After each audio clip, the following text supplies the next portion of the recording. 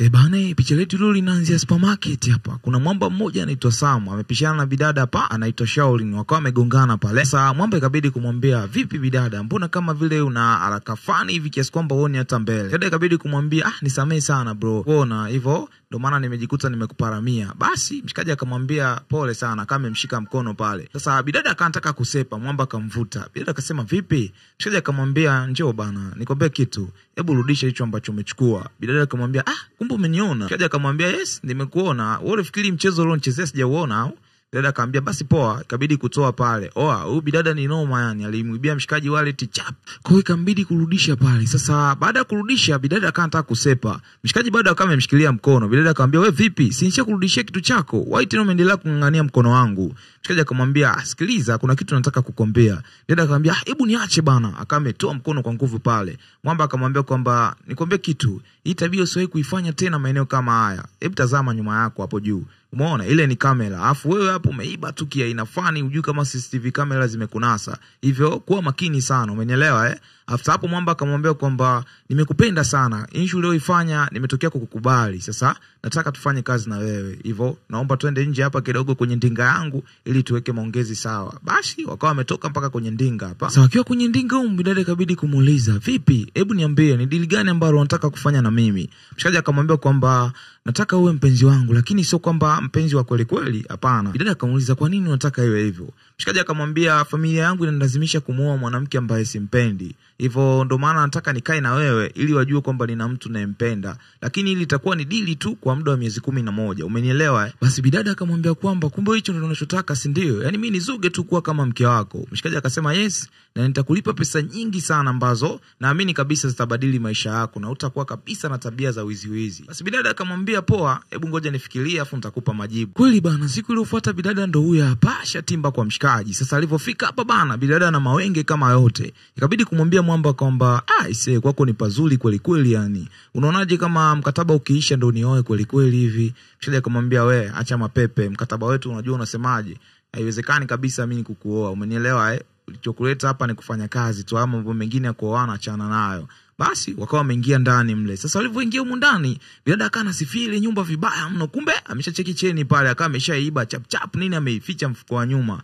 Sasa mwamba naye ni mjanja balaa, akashamsoma. Akamsogelea akamwambia kwamba, "Nikwambia kitu, ukiwa ndani ya hii nyumba tabia zako zote za ajabu ajabu jaribu kuziacha." Umenielewa eh? Afu akamkumbatia pale kia inafani, akapeleka mkono kwenye mfuko wa nyuma huko akaichomoa ile cheni. Huyu jamani shida balaa yani, uwezo kumuibia hivi hivi. Kama itoshi mwamba akamwambia kwamba, "Najua umezoea sana huu mchezo wako, lakini tafadhali na kuomba sana sana jaribu kubadilika, maana siku sio nyingi nataka nikutambulishe kwenye familia yangu. Hivyo nataka ubadilike kabisa mfumo wako mzima mpaka mavazi." Umenielewa eh? Sasa baadaye bana bidada akaenda akatupia makagofani hivi, akaamini ameaminia vibaya mno. Akaja mbele ya mshikaji akamwambia, "Unaonaje haya? Mimi naamini kabisa hapa familia yako ikiniona itaniona mtoto fani hivi mtulivu ambaye nimetimia kiakili na sina mambo mengi." Mshikaji akamwambia kwamba, "Bado hizo nguo unazovaa zinazingua, sizikubali kabisa, hivyo nenda ukabadilishe." Bidada ikabidi kumind pale, akamwambia, "Sasa wewe una shida gani? Yaani mimi kila nguo unayovaa wewe una mind, kila nguo unayovaa wewe una mind. Unataka mimi nivae nguo gani sasa?" Mshikaji akamwambia, "Tuliza akili, kabadili nguo nyingine, nitakwambia nguo unazozipenda."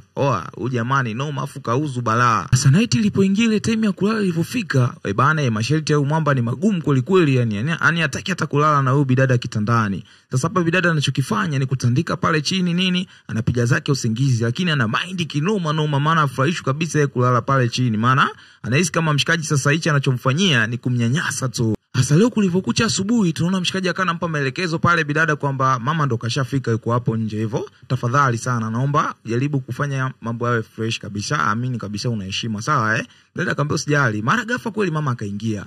Alivyoingia tu bidada akapiga goti pale akamsalimia. Mama akaitikia fresh tu. Sasa baada ya kuitikia pale anasalimiana na mtoto wake pale. Basi mshikaji kabidi kumtambulisha bidada, akamwambia mama yake kwamba, "Huyu ndo mke wangu ambaye nahitaji kumuoa siku sio nyingi." Bana mama alivyosikia hivyo akamtazama kwanza, akampandisha, akamshusha, akamwambia kwamba, "Hivi kweli mwanangu unajielewa? Yaani nakutafutia mwanamke mzuri, anayejielewa, anakuwa wana pesa, unangangana na hao matakataka wa barabarani. Kweli mwanangu? Hivi unajielewa kabisa?" Mshikaji akamwambia kwamba, "Nikwambie kitu mama, mapenzi ya kweli si pesa. Mimi nilichokiona ni bora nioe mtu unayempenda kuliko kwenda kwa mtu ambaye umempenda wewe na sio mimi. Hiyo itakuwa changamoto sana kwangu. Please mama, huyu ndo mwanamke ninayempenda na kuomba umpokee tu. Basi mama akamtazama pale akamwambia, nimechoka sana, ngoja nikapumzike, hivyo nitakaa naye baadaye nizungumze naye ili nijue kama yuko poa au ndo vile tena umetuletea changamoto nyingine humu ndani. Sasa mama alivyotoka tu, bidada akabidi kumwakia mshikaji, umeona sasa, hizi kazi zako kikweli mimi sijazipenda. Tazama mama yako anavyonidhalilisha. Yaani ananizalau kabisa waziwazi na wewe unaangalia tu. Mshikaji akamwambia kwamba usijali, hii ndio tabia mama yangu na hichi ndio kitu ambacho yeye anakitaka. Hivyo ndio maana nimekuajiri ili nikipambanie kukibadili. Siko tayari kabisa kufuata kile anachotaka. Umenielewa? Afu mimi nakulipa. Hivyo mambo mengine achana nayo. Umenielewa eh? After hapo mwamba akawa amesepa. Sasa ndio ile mwamba ametoka tu, mara kuna mwingine anaingia na mabegi hapa. Huyu ni mdogo wake na huyu mshikaji. Oa, na hii ni mchaluko kweli kweli yani. Alipofika akaingia huko ndani akashangaa. Hiki kiumbe tena kimetokea wapi? Akana mtazama yule bidada anampandisha anamshusha pale nini? Akani kama vile anamsalau fani hivi. Mara muda mfupi kupita kidogo mshikaji akawa amerejea pale sebleni. Alipofika ikambidi kumuao pale dada yake, akabidi kumwambia pia huyu ni wifi yako. Kwa hiyo siku sio nyingi ndo naenda kumuoa. Oh, kweli? Ndio huyu umeamua kumuoa kaka? Akasema yes. Ndio wifi yako. Hivyo kuanzia sasa inabidi umheshimu, ni wifi yako, sawa eh? Sasa baada ya muda kidogo kupita, bana vituko vikaanza humu ndani. Yule mdogo mtu akaanza makelele, yani anashuka kwenye ngazi anapiga makelele kama yote. Hapa anadai kwamba kuna mtu anataka kumuua. Sasa nyumba nzima ikabidi kushuka pale sebeni chap kuna shida gani? Sasa wakiwa hapa chini, bidada anamwambia mama yake kwamba huyu wifi yangu amekuja kule chumbani akana ni nyiga anataka kuniua. Hivyo naombeni mnisaidie. Sasa mshikaji naye akiwa pale chini akashangaa. Ikabidi kummendi mdogo wake akamwambia, "Wewe, hebu acha uongo basi. Huyu alikuwa jikoni na mfanyakazi. Wewe unasema anataka kukuua. Ina maana chumbani kwako amekuja muda gani?" Dada anasema, "Ni kweli kaka, nakwambia kabisa alikuwa ananinyiga chumbani." Mshaja akamind akamwambia, "Hapana, huyu alikuwa jikoni na mfanyakazi muda huu. Huko chumbani kwako amekuja saa ngapi wewe?" Sasa huyu mke wa mshikaji naye akabidi kumind pale. Akamwambia kwamba, "Wifi, mbona mimi sijaja chumbani kwako kabisa? Ina maana unataka kunisingizia uongo au? Na ninawaambia kabisa kama mtanihamisha kwenye chumba ambacho mmeniweka, mimi bora tu nitoke ndani ya nyumba yenu. Siko tayari kabisa kuona na uwao hivi hivi." Bana after hapo kale kabidada kakaka amesepa zake kule juu. Sasa mama ikabidi kutoka na kwenda kule chumbani. Sasa hapo alichokifanya iliwabidi tu kumbadilishia chumba. Sasa huku nje bana tunaona kuna mgeni mwingine ameingia. Huyu mshikaji bana alikuja hapa ni mdogo wake na huyu mwamba anaitwa Po. Na hapa alipo yuko na bibi wake. Sasa na yeye amekuja na mchumba wake pale nyumbani. Sasa mshikaji kabidi kumwambia mdogo wake kwamba huyu ni shemeji yako anaitwa Shaolin. Hivyo kuanzia sasa tutakuwa naye hapa nyumbani. Hivyo enjoy sana, nimekuletea mke mwingine mdogo wangu. Mshikaji akabidi kufai pale nini, lakini anaonekana kama naye ni mtu fani hivi wa kuna tanata hivi, lakini ndio ile tu inabidi kuchukulia poa. Basi baada ya hapo akawa amekaribishana ndani, maisha mengine yakazidi kuendelea. Sasa mida night ilipoingia bana, tunaona mke wa Po yuko chumbani huko, yani anajiselfie tu mafoto kama yote nini, anajipiga pale mapicha ya kutosha ili akavimbe TikTok na Insta bana. Sasa Po anaingia huko ndani anamkuta mke wake yuko busy sana na mtandaoni. Ikabidi kumind pale akamwambia, "Hivi una tabia gani? Tabia zako uziachi tu. Yaani hapo huko nyumbani kwetu bado unafanya tu mambo yako ya ovyo. Umevaa nguo ya ajabu, alafu unajipiga mapicha unaposti mtandaoni. Hivi unafikiri bro wangu akiona picha zako huko mtandaoni unafikiri atanifikiriaje? Sasa bidada anaelewa bana, akamwambia, "Wewe niache mambo ya kishamba bana. Sikiliza nikwambie kitu. Sasa hivi ni tunaenda na teknolojia mume wangu. Kwa hivyo hata akiona sidhani kama watashangaa, maana hizi picha anazipiga niko chumbani kwangu na upo mume wangu. Hivyo mimi sifikiri chochote kile." Mwamba akawaka kulikule akamwambia, "Hizo tabia zako usizitaki, umenielewa eh?" Sasa huku chumbani kwa Sam mida fulani hivi alfajiri, mshikaji akawa ameingia chumbani hapa, ikabidi kumuuliza bidada, "Vipi? Mbona kama unaonekana bado una hasira sana?" Bidada akamwambia, "Yes, sijisikii vizuri kabisa. Wewe unafikiri familia yako inachonifanyia mimi nafurahia?" Mshaji akamwambia, "Usijali, kila kitu kitakaa poa tu. Hivyo nakuomba tu punguze jazba, sawa eh?" Sasa baada ya muda mfupi kupita, mara ghafla hodi ikagongwa pale. Bidada aliposikiliza kwa makini, akasikia ni mama yake na huyu mwamba. Alichokifanya kanyanyuka pale chini chapo akapanda kitandani. Hapa anachokifanya hataki mama mkwe wao ajue kabisa kwamba pale kuna game linachezwa. Hivyo ikabidi kulala pale chapo akamkumbatia mshikaji. Sasa kama unavyojua mama mkwe zetu siku hizi hao wa kisasa, wakisikia wamegonga hodi ni kimya, wao wanaingia tu chumbani. Hivyo mama akawa ameingia moja kwa moja pale, akawakuta wamelala pale wamekumbatiana. Ikabidi kuambia, "Jamani, mbona mmelala sana? Nyie maana mjui kabisa kwamba kumekucha, hii ni saa 12 asubuhi. Tafadhali naombeni muamke sasa hivi twende sebleni tukafanye maombi, sawa eh? Huu ni muda wa kumshukuru Mungu maana ametulinda usiku kucha. Hivyo nawaombeni sasa hivi niwaone sebleni kwa ajili ya maombi." Sasa mama baada ya kuondoka pale, bidada alikuwa anajibebisha ili mama aone kabisa watoto wao wanapendana. Sasa mama alivyotoka tu mshikaji akamwambia, hebu kaa pembeni basi, na umeningangania kama vile kweli hivi. Bana, yani mshikaji nikauzu balaa. After hapo nini akanyanyuka akamwambia, jiandae chapu uje sebleni. Akawa ameenda zake sebleni kwa ajili ya maombi. Sasa bidada, haya maisha fulani ambayo anayapitia hapa hajawahi kuyapitia kabisa. Sasa kama kiasi fulani anamboa sana, maana amezoea maisha fulani ya uhuru, kulala mpaka saa 4, yani jua la utosi yeye ndo anaamka. Kwa hizi hey za kuwahi kuamka mapema zinamboa vibaya mno. Basi bana, ikabidi kutoka pale sebeni nini, wakaanza kupiga fire za kutosha. Kwa hiyo maombi yakaendelea vibaya mno. Sasa baada ya maombi nini, tunaona baadaye mida fulani wakiwa wameketi kwa pamoja, wakawa wanapata chakula. Sasa mama akawa anasifia pale nini, amefurahi kuona anapata chakula akiwa na familia yake kwa pamoja. Sasa ndio ile anakula kile chakula. Chakula kina chumvi vibaya mno, yani chumvi ni nyingi ya kutosha ya kuzidi. Sasa ikabidi kuuliza pale, hivi nani aliyepika leo? Bidada huyu wa Snapchat nini, YouTube, masaa yote yuko Insta, akasema ni mimi ndo nimepika, na mume wangu huwa anapenda hii chumvi ambayo nimeiunga hapo kwa sababu huwa anaipenda sana. Sasa mshikaji naye akafunga kwamba yes, huwa mimi napenda chumvi nyingi, chumvi kidogo mimi huwa siipendi. Bana, watu wakabidi kushangaa pale. Chumvi yote hii? Mwamba akasema ndio. Baza mtu akabidi kushangaa tu pale mdogo wake. Hivi kweli anachokisema ni sahihi au ndo anawapiga pale makudu?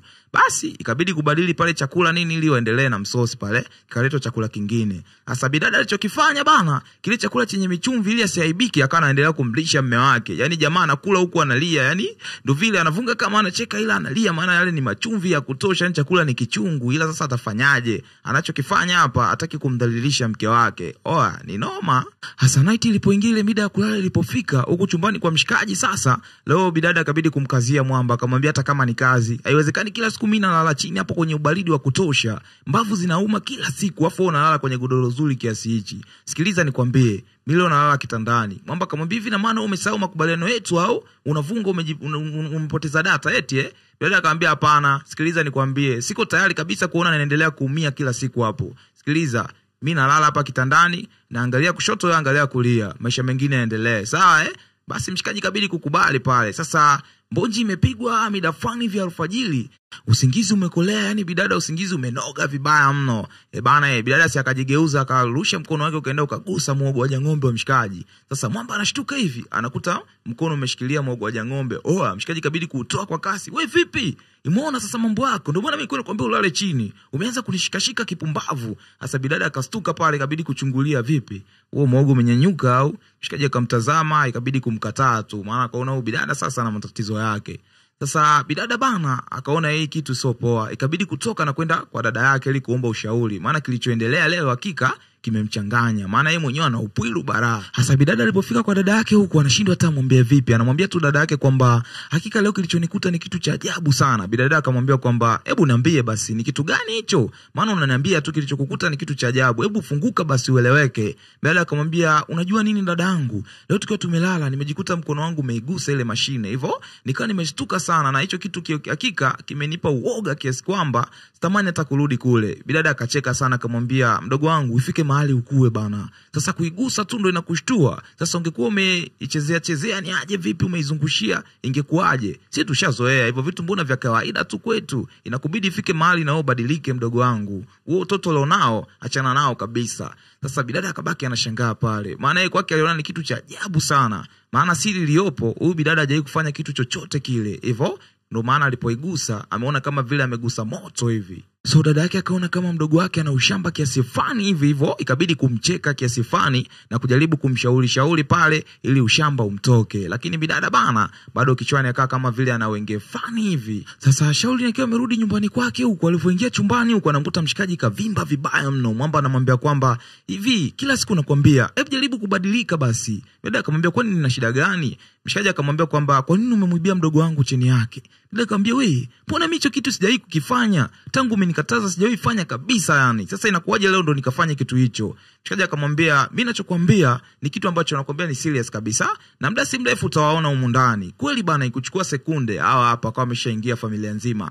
Bidada anawasha moto kweli kweli, anamwambia kwamba nimekuja kukagua chumbani kwako kaka, maana mke wako na wasiwasi ndo ameniibia cheni yangu, hivyo lazima nipekue kila mahali. Mshikaji akawaka sana, akamwambia, hivi mdogo wangu una akili kweli? Yaani uje upekue chumbani kwangu ukikutana na boxer zangu Bidada akamwambia mimi sijali kaka, nachoangalia nitafuta cheni yangu ili niipate, maana cheni yangu ni ya thamani kweli kweli. Bana kwani bidada hata na heshima. Alichokifanya muda huo tu akaingia kwenye makabati nini, akatoa begi pale, akaanza kupekua. Sasa katika kusachi ile cheni ikakosekana. Mama yake ikabidi kumwambia kwamba hakika kama ukiwa unasema uongo, leo mimi na wewe tutaelewana kabisa. Bidada akamwambia mimi ninachosema ni kweli kabisa, ameniibia jamani, hata kama kwenye begi sione. Mama akamwambia wewe mtoto wangu una tabia mbaya sana. Sasa baada ya cheni kukosekana, huyu bidada ikabidi kujitetea pale. Akasema labda huyu binti atakuwa tu na matatizo yake binafsi. Hakika mimi sijaingia hata chumbani kwake na sijawahi kabisa kufanya kitu kama hicho huko ndani. Sijui kwa nini ananisingizia tu. Kama itoshi, bidada akashindilia msumali akasema kwamba si amesema mimi nimemuibia, hivyo naomba tukasachi na pia kwenye chumba chake. Na tukiikuta hiyo cheni, hakika mimi utanichukulia mbaya sana kwako, maana siko tayari kabisa kuona unaendelea kunidhalilisha. Basi ikabidi kutoka pale na kwenda chumbani kwa huyo bidada. Kweli bana, alipochukua ile begi la huyo bidada katika kupekua, mara cheni hii hapa ikaonekana. Bidada akamwambia si mnaona? Mbona cheni iko kwenye begi lake, afu anasingizia iko kwenye begi langu. Unaona huyo mtoto wenu alivyo na matatizo, ina maana anataka kunidhalilisha tu ili kuiharibu ndoa yangu, ili mama mko wangu unione mimi sina thamani, sina heshima na tabia mbaya tu. Bana bidada alijitetea kweli kweli kwa mama yake, akamwambia hapana mama, mimi naambia ukweli kabisa, hii cheni yangu mimi nimeitafuta sijaiona. Ina maana huyu utakuwa kweli ameucheza huu mchezo, ameiba afu hapo ameirudisha. Dada akamwambia kwamba hapana, hiyo tabia ulionayo hakika sio nzuri kabisa unaonifanyia. Hasa mwisho wa siku mama akatoa maamuzi akasema kwamba kuanzia leo usije kaniletea kesi yako yoyote ile ya kipumbavu. Hivyo mama naomba unisamee, ila wewe mpumbavu unaniletea kesi za kijinga, usiwahi kuniletea kesi zako za kijinga tena. Basi baada ya pale mama akawa amesepa na familia nzima kiujumla wakawa wamesepa pale, wakawa wamewaacha hao wawili huko ndani, mtu na wifi yake. Hasa siku iliyofuata bana, tunaona Shaolin akiwa hapa nje na mama mkwe wake. Hapa kama amemsalimia pale. Mama kiukweli sasa hivi anampenda Shaolin kweli kweli yani.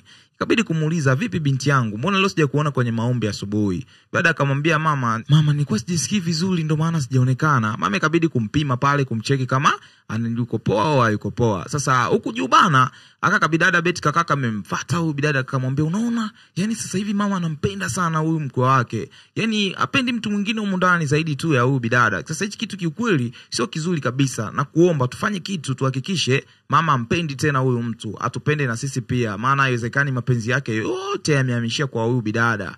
Bana sasa hao wawili tayari imekuwa tena timu moja, kwa maana kwamba hawa kwa sasa wanamchukia Shaolin. Sasa siku iliyofuata tunaona mama amewaita vijana wake wote kwa pamoja hapa anawaambia kwamba anahitaji wafanye haraka iwezekanavyo waoe hao wanadada, maana yuko tayari kuona wanaendelea kufanya dhambi ya kuzini bana. Maana huyu mwanamama kiukweli ni mwanadini kweli kweli. Kama itosha anawaambia kwamba kila siku tunamuomba Mwenyezi Mungu, lakini pengine hata majibu yetu yanaweza sijibiwe kwa sababu kila siku tunamkosea, kwa ninyi kuendelea kufanya dhambi ya kuzini. Sasa nawapa mwezi mmoja muhakikishe mmekamilisha hili swala, nahitaji mfunge ndoa, kila kitu kikae sawa. Sasa huyu dogo bana ikabidi kumwambia mama yake kwamba lakini mama bado tunawapima, sasa itakuwa ni haraka sana kutuambia mwezi mmoja tuwe tumekamilisha utaratibu wa ndoa. Mama akamwambia kwamba sitaki kusikia hicho kitu kabisa, nachotaka ni kusikia kwamba mpo tayari kwa ndoa na nimewapa mwezi mmoja, hivyo jitahidini hilo swala likamilike. Mmenielewa wanangu? After hapo mama akawa amesepa zake. Sasa baada ya pale mwamba ikabidi kutoka na kumfuata bidada huku na kumwambia kwamba mama ametupatia mwezi mmoja ili tuoane. Sasa sijui tunafanyaje.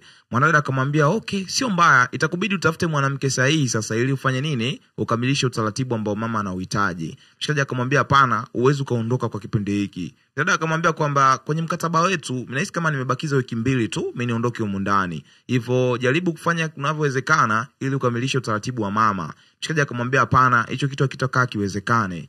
Bana ni noma. Sasa upande wa pili kwa mdogo mtu naye anaonekana na mawazo kama yote. Hapa anamwambia mke wake kwamba mama anataka tufunge ndoa haraka iwezekanavyo. Yaani ametupatia mwezi mmoja tu tuwe tumekamilisha utaratibu wa ndoa.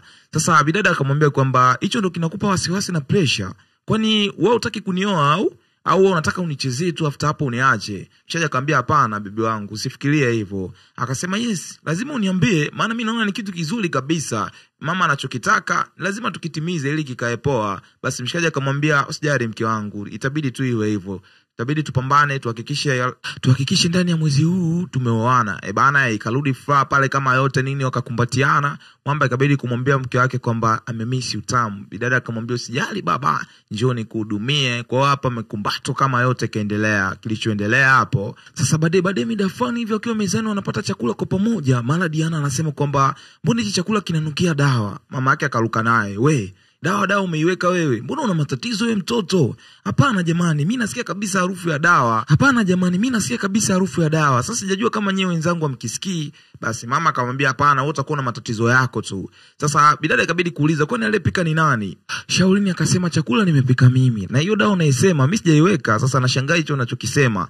Sasa kipindi anaendelea kumjibu pale, mara ghafla mama akapaliwa pale, akaanza kukohoa, yani kichakula kama vile kimeenda kwenye njia ya hewa hivi. Sasa mama akakohoa kweli kweli yani. Sasa hao wawili wakatizamana, wakajua kabisa kila kitu kimeenda poa. Sasa baada ya chakula mama akamuita Shaulini pale sebleni, akanamuombea. Mama hapa anamwagia maji ya baraka, anachukua mafuta nini anampaka. Yani anamaanisha kabisa kweli bana, huyu bidada aliweka chakula kwenye dawa. Sasa hapa mama anachokifanya, anakemea hilo pepo la uchawi ambalo linataka kuishi ndani ya huyu mwanadada. Baada ya maombi mama anamwambia kwamba lakini tabia uliyoifanya sijaipenda kabisa, na ukiendelea kufanya uchawi wako ndani ya nyumba yangu hakika nitakufukuza. Umenielewa Kwa uchawi uliofanya na kuomba uishie hapa. Umenielewa? Bana, bidada alikuwa analia kwa uchungu tu pale. Sasa huku juu bana, hao wanadada wanacheka kweli kweli, na wanasema kwamba hakika tumemkomesha, hakuna cha uchawi wala nini, ila tu tumefanya mchezo. Mama naye ameamini kwamba ni kweli.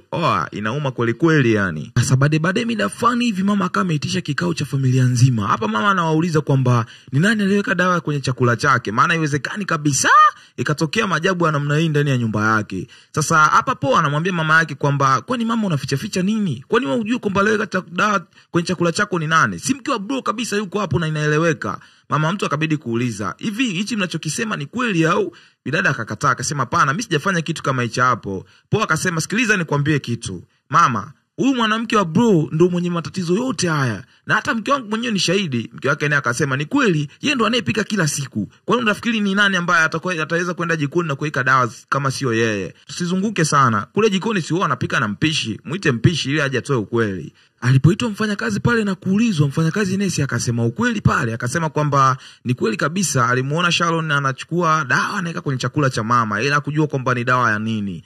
Bana, Sharon akabaki anashangaa kweli kweli. Yaani hadi wewe leo unakuja kunisemea uongo jamani, kweli? Sasa alivyosema vile, bana, familia nzima ikalipuka. Mdogo mtu sasa ndo akawaka pale, si nilikwambia mama, kabisa ni huyu mwanadada. Haiwezekani tuendelee kumvumilia humu ndani. Kila siku yeye ni maugomvi, kila siku yeye ni kupishana na watu tu. Kwa nini awe ni yeye tu? Mama, mimi nachoomba huyu mtu tu atoke humu ndani. Bana, mama alishangaa kweli kweli, yani ilikuwa ni kitu cha kumhudhunisha, maana alikuwa ashamwamini sana huyu bidada. Sasa kile kitu kilimuumiza sana huyu bidada. Alichokifanya kabidi tu kuingia huko chumbani, akana lia tu na mshikaji, anamwambia kwamba hakika bora tu mimi niondoke. Huu mkataba wako ambao umenipatia mimi naona umekuwa mgumu sana kwangu. Sasa bidada akiwa anaendelea kulia pale, mshikaji akawa anajaribu kumbembeleza na kumuomba sana asiondoke, avumilie tu kila kitu kitakapoa. Mama naye akawa ameingia mle ndani. Sasa mama alivyoingia ikabidi kumweka sawa huyu bidada, akamwambia kwamba ameongea na mfanyakazi, amemweleza kila kitu kwamba akufanya chochote kile isipokuwa tu hawa watu wawili kuna kitu ambacho amekitengeneza na ni chuki juu yake. Hivyo mama akawa anajaribu kumbembeleza na kumsihi sana asichukue jukumu la kuondoka, aamini kwamba yeye alipotambua kwamba hajafanya chochote, kila kitu kimekaa sawa. Basi bidada ikabidi pale kumsikiliza mama mkwe wake kile anachomueleza bana. Sasa leo bana tunamuona mke wa poa akiwa anafanya usafi hapa. Sasa akiwa anaendelea kufanya usafi ni mvivu kweli yani, ikabidi kumwambia Diana, hebu tafadhali na kuomba uje unisaidie basi hata kidogo shoga yangu. Diana kwani alimuelewa, akamwambia fanya kazi wewe mwenyewe, wewe ndio uliyataka, umeyatengeneza mwenyewe, upewe adhabu mwenyewe, utake kufanya kazi na nani? Fanya mwenyewe, haya yote umeyatengeneza wewe. Sasa bidada kana jaribu kulalamika pale, maana dili walikuwa wamelipanga wote. After hapo adhabu anapata peke yake, mwenzake hataki hata kumsaidia. Kama itoshi Diana kama nyanyuka zake, akajisepea zake bana. Sasa mida night ilipoingia, mama hapa anajiuliza sebleni kwamba Diana yupo wapi mpaka sasa hivi haonekani. Sasa akana jaribu kuzungumza na mshikaji anajaribu kumtuliza mama yake, anamwambia hebu tulia tu na imani atarudi. Sasa mama anasema hapana, sio kawaida yake mpaka sasa hivi hajaonekana. Mara ghafla huyu hapa analetwa amelewa vibaya mno, yani huko chakali ile mbaya. Sasa mlinzi bana anadai kwamba amemuokota huko nje akiwa ameanguka, yani amelewa vibaya kiasi kwamba hata hajiwezi. Hapa kabidada kana mind tu kana gomba ovyo ovyo, yani akaelewi. Sasa wifi yake alivyokuja pale akajaribu kumgusa, akamwambia toka, sitaki uniguse kabisa, nataka nishikwe tu na mama yangu pamoja na kaka yangu, hao ndo watu wanaeruhusiwa kunigusa na sio wewe. Basi mshikaji kabidi kumbeba pale nini akamuingiza chumbani. Sasa walivyomuingiza huko chumbani, bidada anaonekana pombe amekunywa nyingi sana kiasi kwamba afya yake imepata changamoto. Inabidi wamuguze pale ili afya yake irudi kama ilivyokuwa zamani. Sasa hapa anayemuguza ni yule asiyempenda bana, lakini huyu bidada kiukweli ana moyo safi sana, kujali wala nini. Anachokifanya anatimiza tu upendo wake juu ya familia hii. Sasa leo kumekucha asubuhi, Shaolin anashuka zake kwenye ngazi, mara anakutana na huyu mke wa Poa hapa. Sasa hichi kibidada kikamwambia kwamba hakika nakwambia kabisa siko tayari kukuona unaendelea kuishi ndani ya hii nyumba. Hivyo leo nataka nikupige tukio moja zito na nyumba nzima ibaki na kushangaa. Sasa bidada akamwambia hebu nipishe bana nipite. Bana alipojaribu kumpita huyu bidada bana alichokifanya ni kumvuta huyu bidada. Sasa bidada naye hakutaka kukubali pale, akawa amekapushi kakajidondosha kwenye ngazi pale. Kalichokifanya ni kupiga makelele tu, nyumba nzima ikasikia. Sasa watu wakaja pale. Kuja bana bidada anadai kwamba huyu bidada amemsukuma, afu alikuwa anampa kipigo cha kutosha na kumnyigia pale kwenye ngazi. Sasa watu wakabaki wanashangaa, imekuaje? Poa akawaka kweli. Hivi una matatizo gani? Yaani kila siku unakaa kumuonea tu mke wangu. Hivi una shida gani wewe mwanamke wewe? Sasa Shaolin akamind pale akamwambia kwamba mimi nawaeleza ukweli, hamtaki kuniamini. Huyu kajidondosha mwenyewe. Hizi zote ni drama zake anazozifanya kwa ajili ya mimi nionekane mbaya. Sasa sikilizeni mimi niwaambie ukweli. Huyu kajidondosha mwenyewe, hakuna aliyemsukuma. Bana hii bidada analia kwa uchungu, hapana jamani. Huyu amenifanyia vibaya mimi, alikuwa ananipiga na kuninyiga kabisa. Sasa mama mkwe bana ikabidi kuingilia hili swala kati, akamwambia mshikaji kwamba kama ni kweli mke wako amefanya kitendo cha namna hii, hakika amenikwaza sana. Kwa nini atumie nguvu kumuonea mwenzake? Bana mshikaji akamwambia kwamba hapana, huyu mke wangu hajafanya kitu kama hichi mama. Tafadhali na kuomba sana, kama amefanya hivi basi mumsamee. Poa anasema hapana mama, mimi siko tayari kabisa kusikia kitu anachokisema kaka. Kila siku anamtetea tu mke wake, mimi nachotaka huyu bidada aondoke tu mundani. Bana yani yale maneno yalimuumiza sana Shaolin. Poa aliwaka kweli akasema kwamba mimi sihitaji kabisa kumuona humu ndani. Sasa kaka mtu naye akaona udogo anataka kumzidi maneno, akasema kwamba sikubali kabisa maneno haya endelee humu ndani. Huyu mke wangu mimi naamini kabisa anamsingizia. Ina maana nyinyi hamwezi kuona kabisa tukio lenyewe ni tukio ambalo hakuna yote leo shuhudia, ni wao wawili tu. Alafu inakuaje mnamwamini mke wa Poa kila anachokisema? Bana mimi nimechoka na maneno yenu humu ndani. Bana kile kitu kilimuumiza zaidi Shaolin. Alichokifanya ni kwenda kukusanya kila kilicho chake ili asepe tu. Kweli bana Shaolin alikusanya kila kilicho chake, ndio huyu hapa anasepa zake sasa.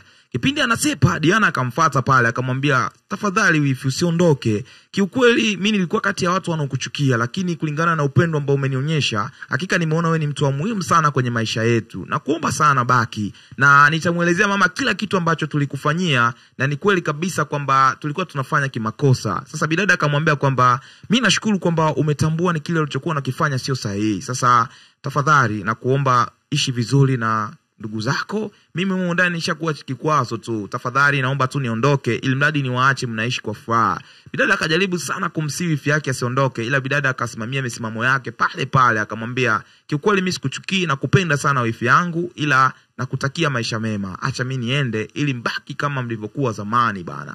Kweli bidada akasepa zake pale nyumbani. Hivyo Diana akabaki na huzuni kama zote, maana kiukweli ametokea kumpenda sana Shaolin, ila ndio hivyo mwanadada amesimamia misimamo yake, amesepa zake tu. Sasa bidada alipofika nyumbani huko akakutana na dada yake alifai kweli kumuona, akampokea pale nini, furaha zikaendelea kama zote. Baada hapo bana sister mtu ikabidi kumuuliza vipi mkataba umeendaje? Bidada akamwambia umekaa poa, ila japokuwa kuna changamoto kweli kwenye ile familia. Bidada akataka kujua ni changamoto gani. Basi bidada ikabidi kumuelezea kila kitu ambacho kiliendelea mle ndani. Bidada akamwambia kwamba vipi lakini huyu mshikaji umemuelewa? Bidada akamwambia kweli nimetokea kumpenda sana mshikaji, ila ndio hivyo sasa familia yao kiukweli mimi sijaikubali kabisa, maana ina mambo mengi ambayo nahisi nikiendelea kukaa mle ndani yatanipasua kichwa, kama itoshi atanivuruga kabisa. Sasa tunarudi huku nyumbani kwa kina Poa. Leo mama bana ameamua kuitisha kikao hapa nyumbani, maana ameona kabisa kuna vitu vinavyoendelea humu ndani haviko sawa kabisa. Sasa mama ikabidi kuwauliza vijana wake pale, hivi nyinyi mnahisi kati ya Betty na Shaolin ni nani ambaye alikuwa anapelekea humu ndani tunakosa amani na furaha? Sasa wifi mtu akajibu pale akasema kwamba mama mimi nafikiria kabisa Betty alikuwa si mtu sahihi humu ndani, maana ni mtu ambaye ametengeneza migogoro mingi sana, ametengeneza chuki zisizokuwa na sababu. Mama akasema kwamba ni kweli kabisa Betty alikuwa na tabia mbaya sana kiasi kwamba alikuwa anamchukia Shaolin kulingana alikuwa na tabia njema na kila kitu alichokuwa anakifanya alikuwa anakifanya kwa upendo tu. Hivyo mimi nahisi kabisa kwamba tatizo lishajulikana kwamba ni nani aliyokuwa anasababisha huko ndani. Sasa kaka mtu ikabidi kusema kwamba hakika mimi bado nampenda sana Shaolin na kama mkiniruhusu ninaomba tu nimruhusu arudi huko ndani. Mama akasema mimi sina shida, kwani mimi na shida gani? Nini nani nipinge kama mtu yuko vizuri, kwa nini tusimruhusu arudi huko ndani? Asipona akasema kwamba bro, nakuomba sana unisamee kwa sababu hakika yule mwanamke alipelekea mpaka mimi nikakuvunjia heshima. Hivyo naomba unisamee sana. Mama mtu akamwambia kwamba mwanangu, nashukuru umeliona hilo. Endapo ungeendelea kumpenda huyo mke wako, hakika kila kitu kingeharibika. Kwa hiyo mimi nimefurahi kwamba umegundua na nimefurahi pale ambapo ulimtimua huko ndani. Sasa hapa ndo tunagundua kwamba pote yale naye ashamfukuza mke wake pia. Sasa hapa bana kinachoendelea ni upendo tu umerejea kwenye familia, kila kitu kimekaa poa, hali ya hewa imekaa fresh bana. Bana ni noma sana zaidi ya noma zaidi. Sasa baada ya pale mshikaji ikabidi kufuata dodo lake huku bana. Bana Sam bana hakika anampenda sana Shaolin. Hapa alipofika Shaolin ikabidi kumuuliza vipi, kuna kitu gani umesahau? Maana kila kitu kilishaisha. Mshikaji akamwambia sikiliza, nilichosahau ni moyo wangu nilikukabidhi wewe. Hivyo nimekuja kukufuata maana kuna vitu ambavyo bado vinanisumbua ndani yangu. Bidada akafai sana akamwambia kwamba unahisi kama mimi naweza nikaenda tena kuishi kwenye nyumba yenu? Maana unajua kabisa mke wa Paul mimi na yeye atuelewani. Hivyo sitaki kabisa vitu vya namna hiyo viendelee kwenye maisha yangu. Mshikaji akamwambia no, tayari Paul ashamtimua maana aligundua kabisa ni tatizo na ni sababu ambayo imepelekea hata familia yetu ilishindwa kuelewana. Hivyo kuanzia sasa familia yangu inakuhitaji wewe tu maana tushagundua kabisa wewe ndo mtu sahihi kwenye familia yetu bana. Hivyo kuanzia sasa nimekuja kukuchukua ili tukaishi pamoja na kuanzia leo hii wewe ni mke wangu na ninakupenda sana zaidi ya sana mazee. Bana yani mshikaji kweli alimpenda sana Shaolin na kinachoendelea hapa ni upendo ujue upendo kazidi kutalanta hadi maisha mengine yakaendelea kule nyumbani. Kinachoenda kufuata ni kupelekea na moto, watoto wazaliwe, familia iongezeke bana. Hapa ndo inakuwa mwisho wa mzigo wetu siku ya leo. Sasa ukitaka kuendelea kupata mitililiko ya kazi zetu, usisahau kusubscribe, kulike, kucomment pamoja na kushare bana. Bana utakuwa umetisha kinoma noma na utaendelea kupata mitililiko ya kazi zetu zote ambazo tunaziachia kila siku. Bana tunawakubali sana sana zaidi ya sana mazee. Sasa nilikuletea simulizi hii siku ya leo, langu jina ni Lamfel. Bana